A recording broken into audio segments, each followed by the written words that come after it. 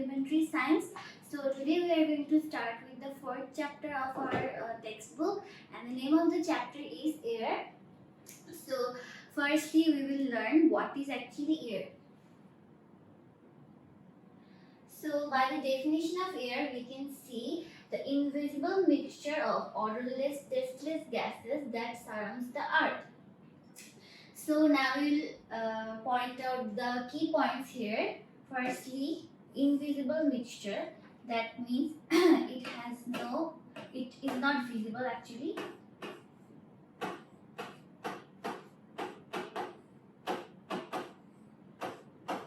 That means we can't see air.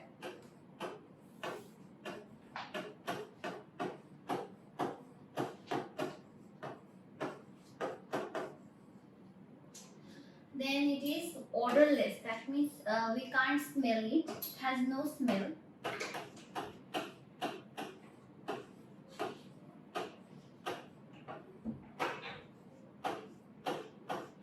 Then tasteless. That means it has no taste.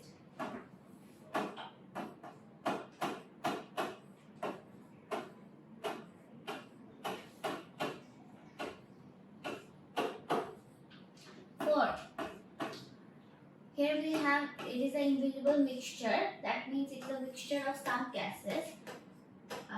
That means air doesn't contain only one type of gas, it contains different type of gases. That means it's a mixture of gases.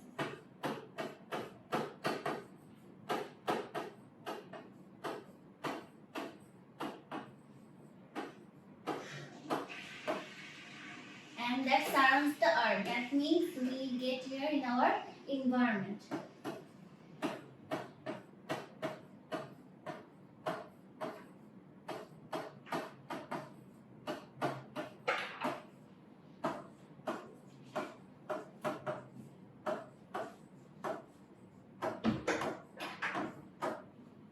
And another point here is a non-living object. So it's a non-living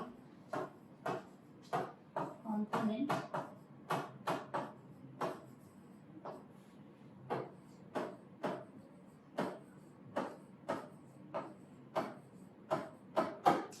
So let's sum up. Air is a non-living component which is not visible. That means we can't see it with our open eyes. It has no smell. We can't smell it. It has no taste. Actually, we cannot eat air. So basically, it has no taste. Then mixture of gases. It is a mixture of some gases. Then present in the environment. We found air in our environment, in our surrounding. Then it's a non-living component. That means air has no life. But interesting fact is that we living beings are very much dependent on air. We cannot survive actually without air. Either be plants, animals, or any other living organisms, all are directly dependent on air. So now we are going to talk about the composition of air. Earlier I have mentioned that air is a mixture of gases. That means it's a mixture of many gases and dust particles. So basically there are major three gases that are present in the air. That is oxygen, nitrogen, and carbon dioxide.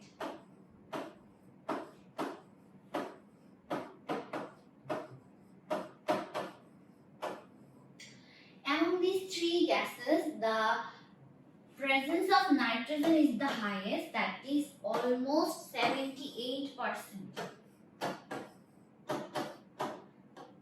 Then we have oxygen and the percentage is 21%. So we get here 99%. And the extra 1% contains carbon dioxide plus other gases. That means we get carbon dioxide in a very less amount, less than actually 1%.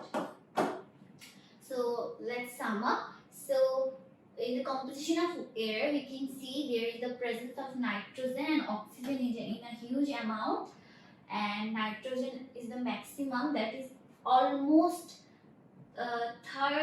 three times to the presence of oxygen, and we have carbon dioxide that is less than 1%, and other gases and carbon dioxide total comprises equal to 1%. That means carbon dioxide plus other gases is equal to 1%.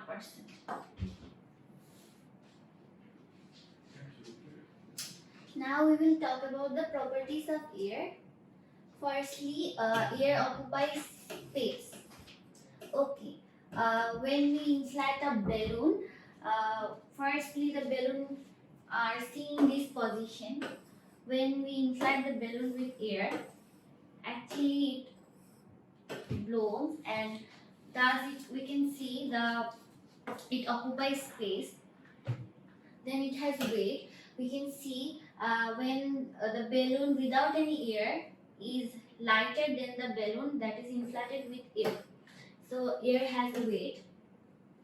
Then air has no definite shape, like we have inflated the balloon, so it occupied the shape where it is kept, where it is given.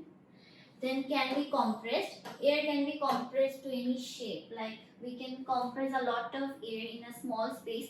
Again, we can expand a little amount of air in a large space. So air can be both compressed and expanded. So these are the properties. Air has space, weight, definite shape, can be compressed or expanded. So now we will talk about wind. So wind and air are actually not the same. There is a basic difference. Okay, so wind is actually moving air. That means when the air moves, it's called wind. Basically, wind is created due to the air pressure in the environment. The air pressure difference in all the places are not always the same. Like in a place, there may be lower air pressure.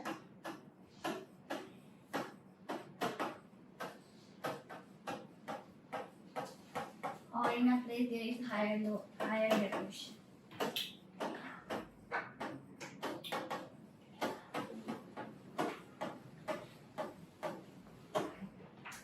Air actually moves from the place where there is higher air pressure to the place where there is lower air pressure in order to balance the environment. So air moves from higher air pressure to lower air pressure. While moving, this movement of air is called basically the wind. So we can say air and wind are not same. Air can be stagnant in a position, but wind is the moving air. So how does wind work? Here we have a picture of sea breeze and land breeze. Okay, so firstly, what is breeze? Breeze is basically the slow movement of a wind. Slow movement of wind.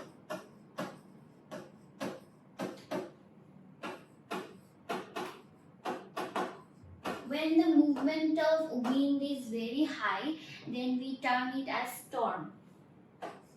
Storm.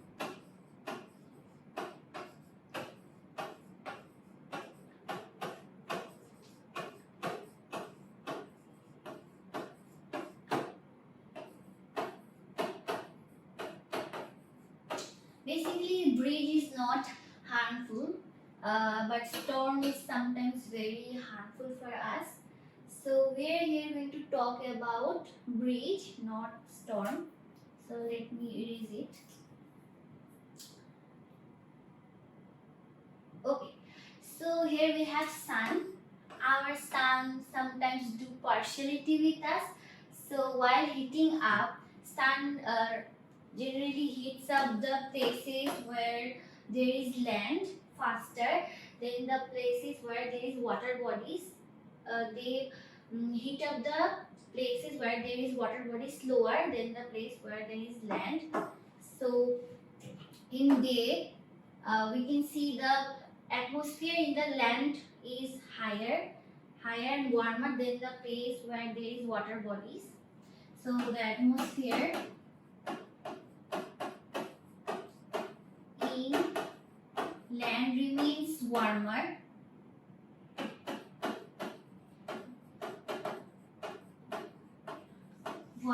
where the atmosphere upper the water bodies remain quite cooler.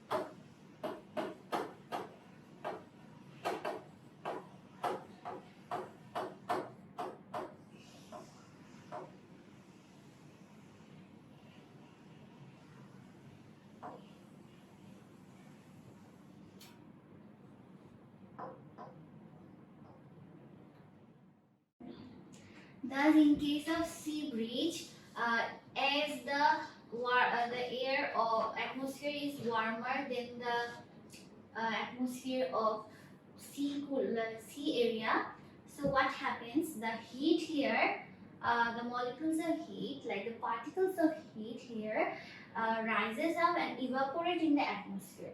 So the space remains vacant. So what happens? The air of the atmosphere of here rushes to the atmosphere of these places and take the place of here. Thus wind is blown. We see here wind to be blown, and thus it is called sea breeze, and we feel the wind. Okay, but in case of night, we see that the atmosphere of sea area is warmer than that of the land area. In this case, the exact opposite thing happens.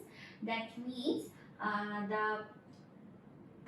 the heat here evaporates and the space remains vacant, and that time the air of this atmosphere, that cooler air, rushes to that place and takes its place, and we feel the wind.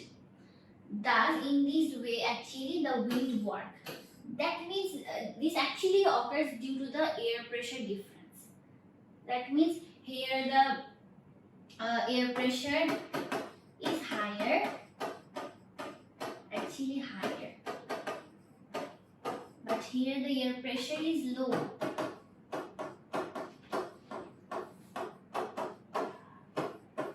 So here actually rushes from the higher pressure to the lower pressure. Now we will talk about the uses of wind. So we already learned that wind means moving air. So there are many uses that we get from the wind with the help of wind. So firstly, produce electricity by wind turbine. So there we have a picture of wind turbine. So you can see due to the flow of wind, the wheels are rotating. Due to the rotating of wheels, there is a generator inputted inside the wind turbine. The generator works and thus electricity is produced. So wind is a very good source of producing electricity, and it's also renewable energy. So by the help of wind, we produce electricity. And by using electricity, we can generate different type of devices, electric devices, light, fan, AC. Okay. Secondly, hand fan or electric fan to cool themselves. Okay. So we use different type of electric fans in our home. Basically, they don't actually help to cool themselves, but what happens when a human being sweats? When human being sweats, a layer of stagnant hot humid air is surrounded around it when we sweat. So it actually delays the process of evaporation. That means the sweat to evaporate in the air. So when a table fan or a hand fan is used, the wind from the hand fan actually affect the layer. It actually remove the layer of hot, humid, stagnant air and replace it with the cooler air. Cooler air, and thus we feel cool, and thus in this way electric fan or hand fan cool ourselves. Okay. Now sailboat uses wind to travel across the boat. So wind is a great source to run sailboat. If there was no wind, then it might happen that our boat got stuck in a midway. So a wind is a very important thing for the sailboat. Then number 4, to dry out the clothes. Similarly, uh, for drying our clothes, actually wind acts faster than the sun to dry our clothes. So we need wind, like wind accelerates the speed of evaporation. That means the wet clothes, the water attached to the wet clothes, the water particles evaporate faster when there is wind. Okay.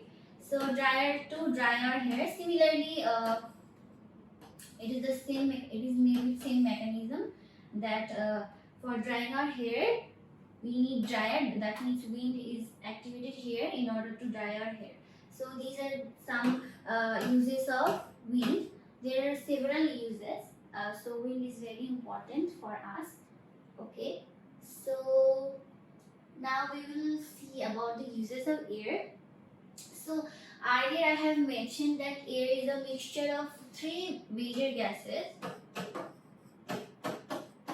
Mixture of carbon dioxide,